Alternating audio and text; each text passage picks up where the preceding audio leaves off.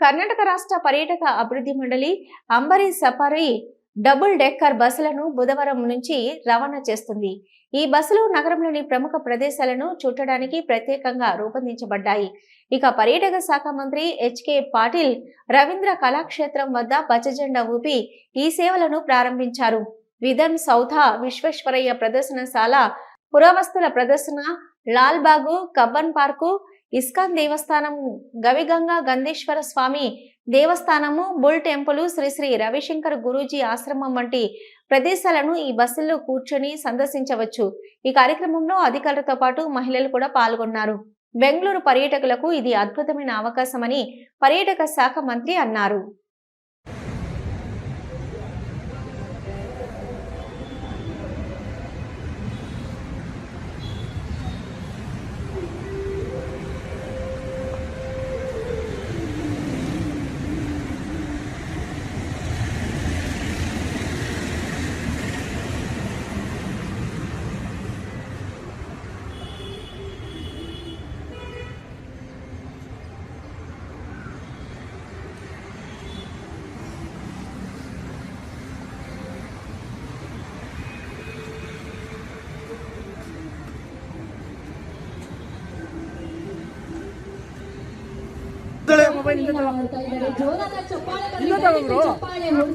ಯಾಕಂದ್ರೆ ಪ್ರವಾಸ ಮಾಡೋದು ತುಂಬಾ ಜನಕ್ಕೆ ಅದೊಂದು ಹವ್ಯಾಸ.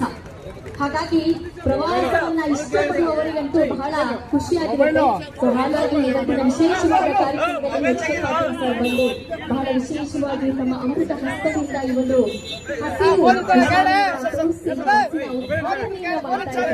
ಎಲ್ರಿಗೂ ಕೂಡ ಒಳ್ಳೆಯದಾಗಿ